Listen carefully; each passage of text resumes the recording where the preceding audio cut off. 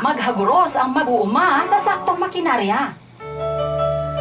Isang malusog na araw mula sa inyong kagawaran ng kalusugan. Ang bawat patak ng dugo na inyong ibibigay ay sagip buhay sa ating mga kababayan. Magbayanihan tayo. Mag-donate ng dugo bago magpa-vaccinate. Bisitahin ang Facebook ng DOH National Voluntary Blood Services Program para sa detalye ng donasyon. Isang paalala mula sa Department of Health. Isip mangingisda na nakalamod na ko para sa akong pamilya. Dapat aptik yun manginabuhi. O ang akong tambal kanang aptik makayo. Rexidol Forte. Aptik banat subukan dapat sa ulo. Maon. Kilala. Rexidol Forte. Ilat yan. Paracetamol is the generic name of Rexidol Forte. If symptoms persist, consult your doctor. Ang Joy 1050 Pack. Hangtod kinsina swak. Way over kabitoy ang saon. Ang sikreto, gamayng banching kong tulo sa usa ka tibok, hulugason swak, gamayng tubig isagol ug pabulaon. Wow! Over sa bula, over sa kaibigan. Gamayng banching kong tulo sa usa ka tibok, hulugason swak, ang Joy 1050 Pack hangtod kinsina swak. Ang Joy 1050 Pack hangtod kinsina swak. 15-day mileage claim is based on quantitative consumer usage test. Joy Consensus Pack, only $10.50 SRP. Pag 6 months na, si Bulilit. Pag Cerelac na, Mommy. My wheat, milk, bananas, fruits, and vegetables. Siksik pa sa sustansya. Pag 6 months old na si Bulilit, mag-Cerelac na. Made with baby-grade wheat, fruits, and vegetables. Cerelac, yummy go. Cerelac, gusto ko. Siksik pa sa sustansya. Cerelac, eats good.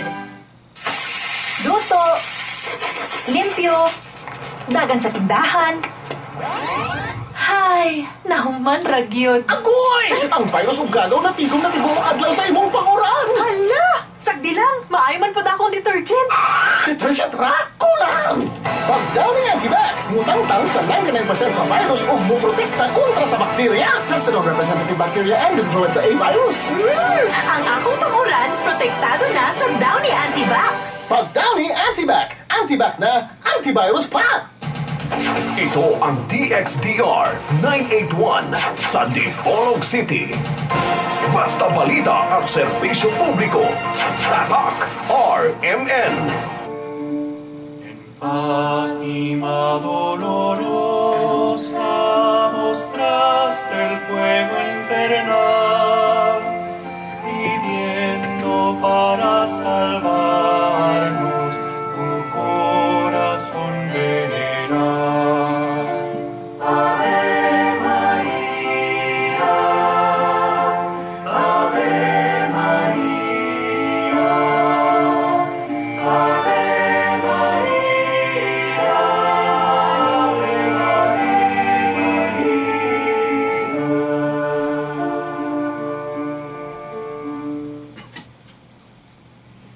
Matod sa atong Ginoong Hesukristo, ngadto ni Pedro, nga atong mabasa sa Mateo 16:19. Pedro, ihatag ko kanimo ang mga yawi sa gingharian sa langit. Ang imong idili dinhi sa yuta, idili usab nako sa langit.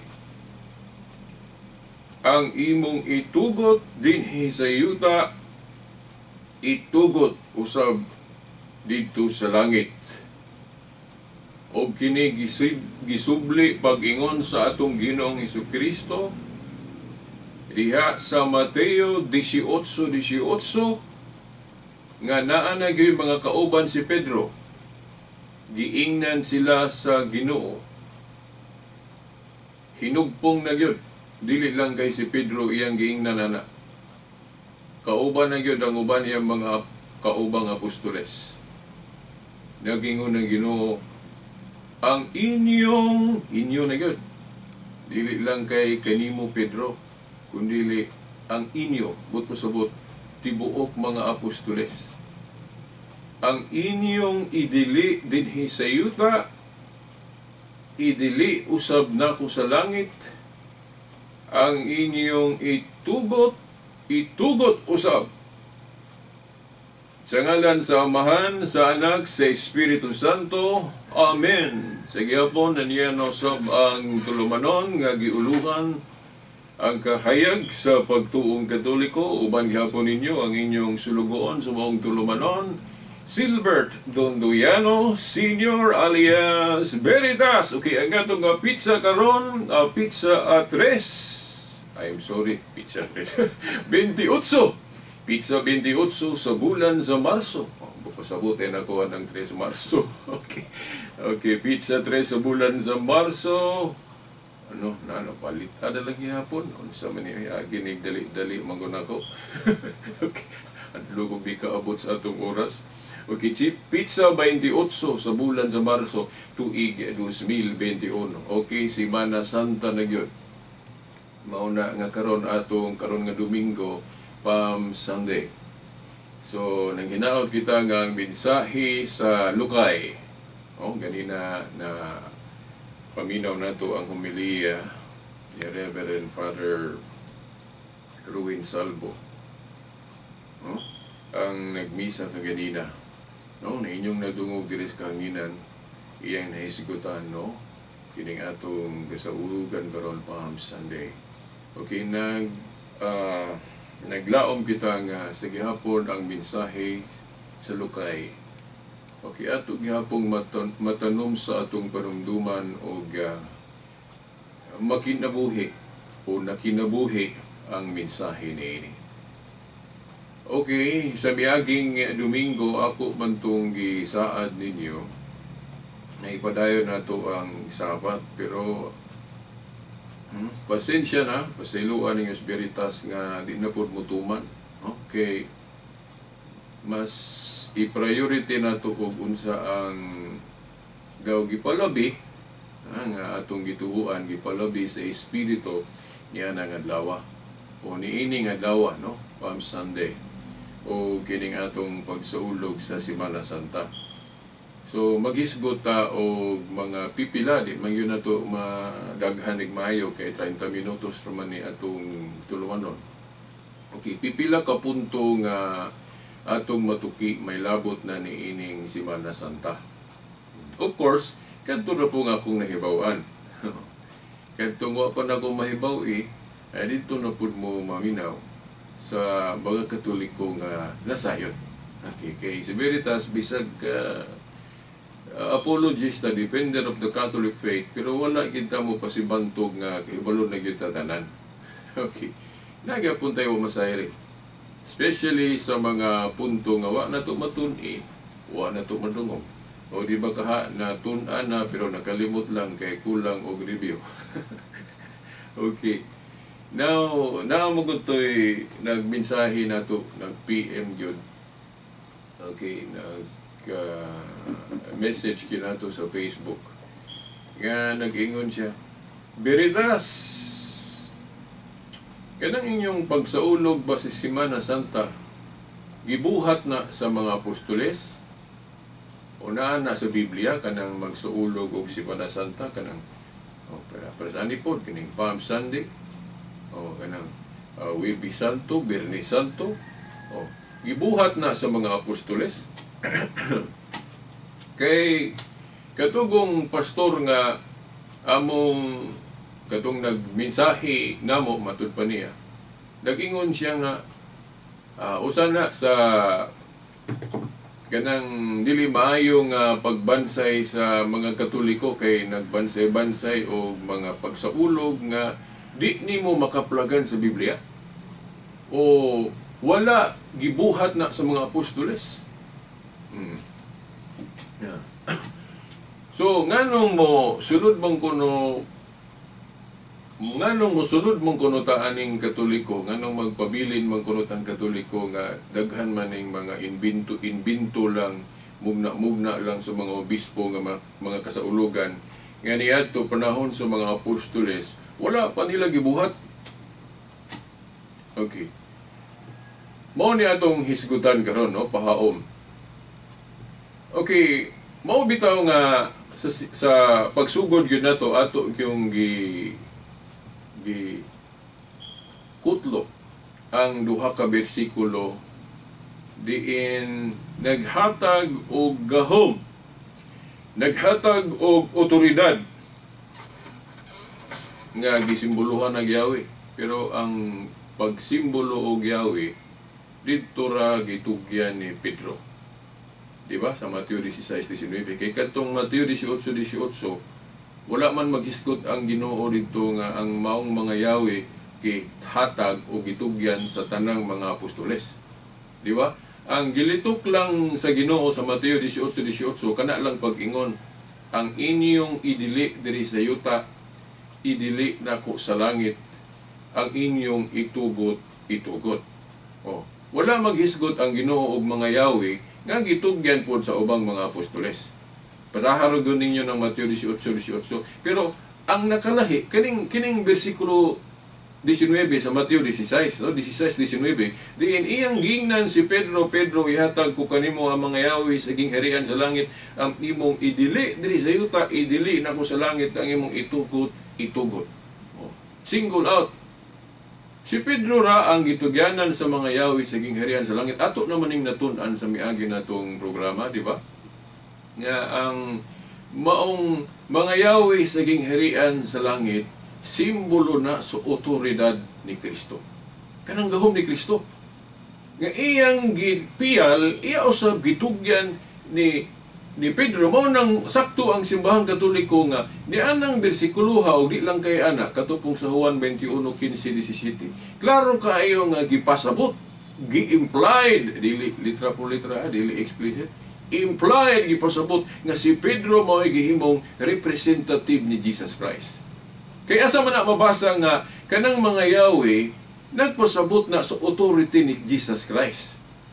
Iyang gahom sa pagdili o pagtugot o pagmando nga iya usab magitugyan ni Pedro. Basahan ninyo Pinadayag kapitulo 3 bersikulo 7. Nga kana kunong nagkupot sa Yahweh, o kana nga katungdanan gitawag kunog holy o balaan sa kinat sila santo. Santo kuno ng katungdanan nga nagkupot sa Yahweh. Nya gipasabot anang bersikulo ha Pinadayag 3:7 nga si Jesus Christ ang nagkupot anang Yahweh. Oh, nagkupot anang Yahweh. Nga holy, santo. Oh. Mao na unya sa tanang mga apostoles si Pedro rang gitugyanan ana. But pasabot ang authority ni Jesus Christ iyang gipiyal, iyang gi-extend ngadto ni Pedro murag nibalik na putas sa atong unang programa, no? Nasunod. Di lang nako iparehas yun ato kay nahuman naman to. So ato lang tong gi-refresh kay importante kaayo ni sa atong giskutan karon may tungod aning mga gipang imbento. Ato ba na ang kunon? Gipang imbento sa Katoliko nga mga kasaulugan nga valid ni sa langit. Kay naa may pag-validate ang langit kung unsay idili o itugot sa iyang mga otoridad nga gipili dinhi sa yuta. No, klaro kayo ng Mateo 16:19 o Mateo 18:18. Ang imong idili diri Pedro o itugot, idili usab o itugot nako sa langit. Mateo 18:18 ang hinugpong na gyud. Isakop na giingon ninyo bisag si Pedro mo gihimong vicar of Jesus Christ, no, gipasabot.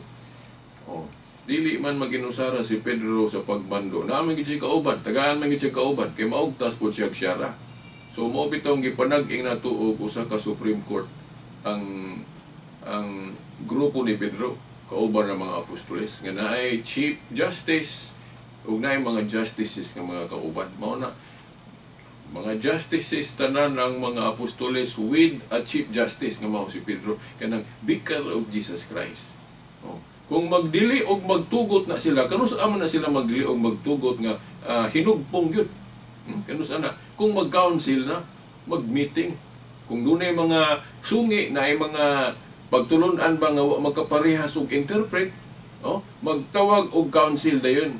Nya diha sa council diha ang mga debate. Human sa taas kalantugi ni tingog dayon tong kinugyanan sa Yahweh si Pedro. Nga wa gyud misupak. Okay, siya may bika. Siya may Chief Justice. Di ba? Tanawa ra ko ninyo buhat 15, basahan ninyo buhat 15 kadtong ni tindog na si Pedro human sa taas kay ilang tugi. Murag yung kanang councils Katoliko, di ba?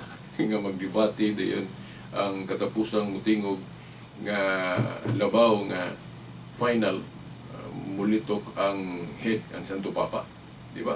O mao man tong Council of Jerusalem ang katapusang definitive nga desisyon nga gipamulong si Pedro kay human sa taas nga lantugi siya man gyud tingog niya wa gyud misupa.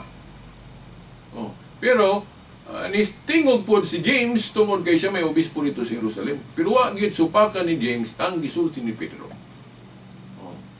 So mao na nga sa buhat 16:4 ilang gipatuman ug unsay ilang na gikauyunan ni adto nga council, no, buhat 16:4.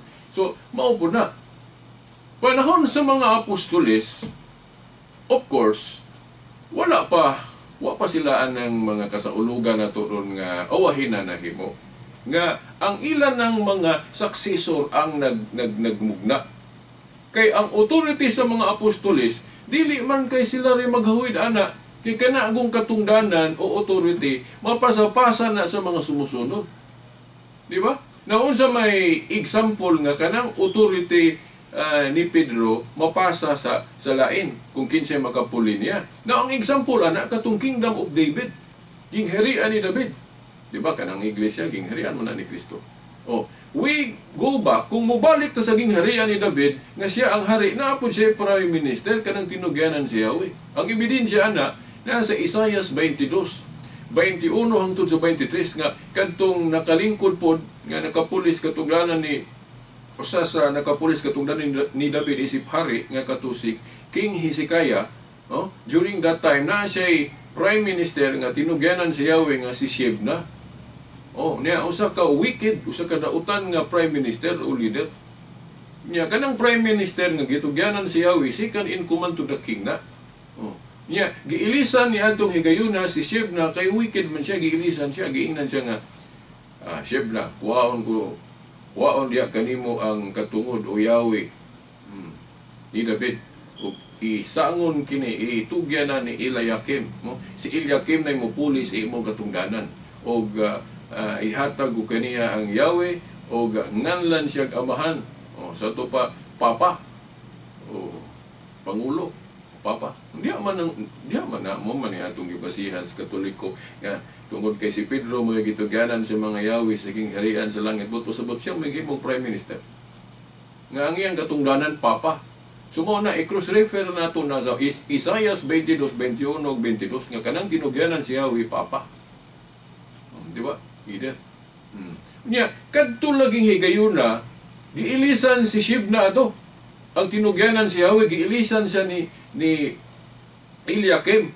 But pasabot mapasa na pod, matugyan na pod sa musunod nga mupuli sa katungdanan nga mao si Eliakim na po niya ang authority. So but pasabot sa dihang gitugyanan si Pedro sa mga Yahweh sa gingharian sa langit, then history will tell na dayon mo pahibalo na to kinsa may nakapuli ni Pedro siyang katungdanan siyang sa dihang nabakanti na. Kaya sa buhat 1:20 ang katungdanan kung mabakanti dunay mupuli. Di ba? Buhat 1:20 ang katungdanan kung mabakanti dunay mupuli. Katong example katong katungdanan ni Judas na bakanti napulihan to. Nag-eleksyon sila, pinagigripa, o niya si Matias mo gihulip sa katungdanan ni Judas. Muna ang pangutana karon kanang tinugyanan si Yahweh ni Kristo sa mga Yahweh, no, sa gingharian sa langit si Pedro man ang pangutana. Kanang katungdanan kinsa may nakapuli sa dihang nabakante. Matubag na sa Biblia? Dili. Di na matubag sa Biblia. Ano man kay wala dili tanang history na sa Biblia, part lang nang nas Biblia. Di ba? So mao na nga mangitatag mga laing libro nga nag-history. So makita ninyo na kinsay nakapuli sa katungdanan ni Pedro sa dihang nabakante na sa list of popes bisan sa Wikipedia inyo na makita. Ang Iglesia ni Cristo ni Felix Manalo na magalilistahan po. Ini kamatay sa ilang executive minister. Kauna kato si Felix Mato, pagkamatay gipulihan sa anak nga si Iranio. Then pagkamatay po ni Iranio, gipulihan po sa anak ni Iranio nga si Eduardo. Una po sila listahan, wala ang punas Biblia. Di ba? Oh. Kanang listahan sa mga Santo Papa gikan ni Pedro, kita-kitaan as Biblia. Oh. Pero tinuod na. Kay dili mang tanang tinuod na as Biblia. Di ba? O kana lang pagkatukod sa ubang mga pundok ron nga dili Katoliko, wala man as Biblia. Pero tinuod man na kanang gitukod gisugdan ni Apollo Kibuloy nga grupo nga nas Davao ron, dako kayo, dato ra ba ka kayo. No. Daan na si Biblia. Wala. Kaya awahin naman na. Oh. Kanang pundok nga nagsugod rag 1914 na anas Biblia. Wala. Kaya awahin naman na. Anya, moingon bata nga, di na tinuod nga na himugso na mga grupuha kay wala sa Biblia. Tinuod nga nahimugso ng mga grupuha bisag dili mabasa na sa Biblia litra po litra, kay dili tanang tinuod, dili tanang mga panghitabo na sulat sa Biblia. Kana lang kamatayo ni San Juan ug asa dapit mabasa ba sa Biblia? Dili, pero tinuod na. Di ba? Oh. So, kinahanglan manggod nga masayod ta kinsay nakapuli sa katungdanan ni Pedro sa dihang nga bakante, kay importante na kayo ang katungdanan, kay Vicar of Jesus Christ guna. Kay ang mayor kung muadto sa laing dapit, iya gyud ang i-delegate ng iyang katungdanan o sa iyang vice. Si Kristo pa di kahibaluan na. O bitaw to nga taliabot na ni Kristo nga mukayab sa langit, nasa Juan 21:15-17, giingnan si Pedro, kung tinuod kang nahigugman ako, atiman na ang ako mga karnero. Kanang pag-atiman siya mga karnero, iyan ang katungdanan niya. Ang gusto niya nga si Pedro na yung trabaho, anak. Nganong si Pedro na iyang patrabaho, anak, kay mga tulong na sa langit. So sakto ang pagtulon ang Katoliko nga si Pedro gyud ang gihimong bikar o representative ni Jesus Christ. So dapat maminaw ta, magganayan ta ang katungdanan. Yeah. Sa tanang grupo ron kinsa may nagsunod ana. Nga nagsunod sa one shepherd nga mao man to Jesus Christ niya, iya manggipiyal ni Pedro. O si Pedro na pudayoy silbing Jesus Christ diri siya o representative. Dili kay si Jesus Christ yun, kay lahi man ang representative o katong girepresentahan. Di ba? Oh. So, mao na nga, one flock, one shepherd mong mao man si Jesus Christ. Unya kay si Pedro may ang gipili nga mo represent niya, gipasabot niya. Mao na nga atong sundo ng katungdanan ni Pedro. Unya, timaniha ang ilang gahom, ang inyong idili diri sa yuta, idili na sa langit, ang inyong itugot. Unya, kadtugong mga kasaulugan sa daang kasabutan, landong man to matod ni Pablo sa Colosas 2:14-17. But pasabot, lumalabay lang to. Oh. Unya, nasa Hebrehanon 12:7 o 7:12 ba na siya, mabaliw man na ako paglito. Oh.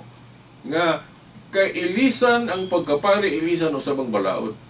Subot pasabot, kay doon na may wagtang na nakaraan, kay landong lagi, siyado lagi, matod pa ni Pablo sa ato pa, ang mga bagong pari sa bagong kasabutan, pwede po magama o bagong mga kasaulugan.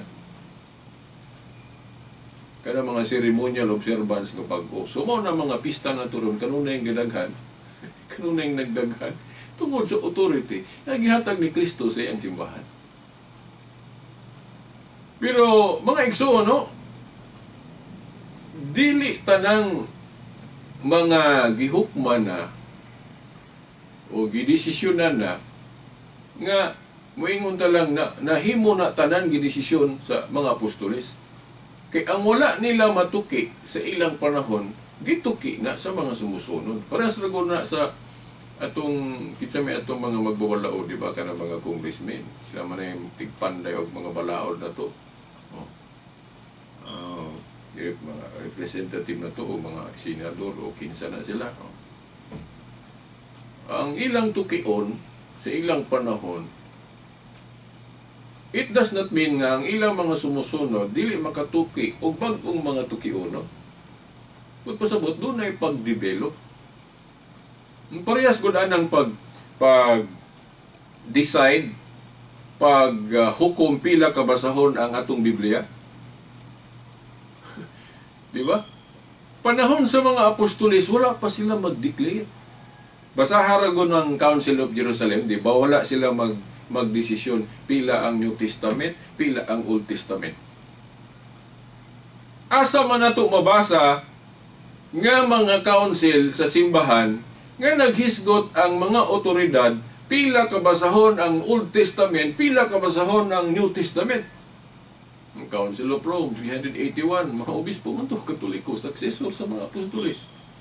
Council of Hippo, 393, Council of Carthage, 397, diha gihukman. Niya wala man nabuhata sa mga apostoles. Kaya nga nung mutuo mantaan ng Council of Hippo o Carthago, tungod kay sila ang successor sa authority sa mga apostoles. Sa mga mana, kinsa may naghuputan ng gahom ni Presidente Duterte, sa dihang wa pa siya anak, si Aquino. Sa dihang siya ay nakapuli, tibuok authority ni Aquino, siya na po ang makaangkon anak. Di ba? So, history will show us nga ang successor sa mga apostoles, mao man na atong mga obispong Katoliko with chief, kanang tinugyanan si Yahweh, kanang Santo Papa. So kung magdili o magtugot na sila, valid na sa langit. Mateo 18:18.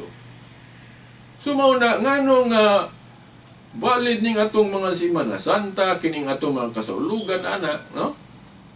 Nga pag-ura na o awahira na develop tungod sa authority anang binding and loosing. Mateo 16:19, Mateo 18:18. So, kung moingon ka nga tinuod kang Kristiyano, nya dili ka motuoan ng mga Catholic Council, dili ka matawag nga kana bang matinumanon yung kas Ebanghelyo. Kay ang Ebanghelyo naghisgot man nga si Kristo naghatag og gahom sa iyang simbahan sa pagdili og pagtugot. So kung moingon ang simbahan mauna, kinahanglan mo uyon ta. Hinugbong na ha? Officially na, dili na ingo nga usara ka pare ang nagsulti. Dibatihan mangalin ng mga official teaching sa simbahan. Ayan na mahimong official, nagdebate. No? Di ba? Una nga, dili na basta-basta, inig madidesisyon na. So, mao na mga igsoon, nga nung valid ang mga later na nga invento sa Katoliko. Tungod sa iyang authority. Na ako lang ning ipadayon sa gihapon sunod Domingo po na yata mo padayon gyud atong Sabat. Kay daghan pa akong buot isulti ninyo ipadayag mahitungod aning authority nganong nga ang mga bag-ong mga kasaulugan sa Katoliko nga uwahin na nagdevelop valid gihapon na pero naamong gihapon yung mga bersikulo nga mosupport sa Biblia. Kay kana naghando man gihapon na nga sa mga panghitabo nga sa Biblia, di ba? So, wala naman igong panahon hangtod sa sunod Domingo pohon sa mga oras o istasyon. Sa ngalan sa Amahan, sa Anak, sa Espiritu Santo. Amen. A ti, Madre dolorosa, mostraste el fuego infernal, pidiendo para salvarnos tu corazón veneral. Ave María, Ave María, Ave María, Ave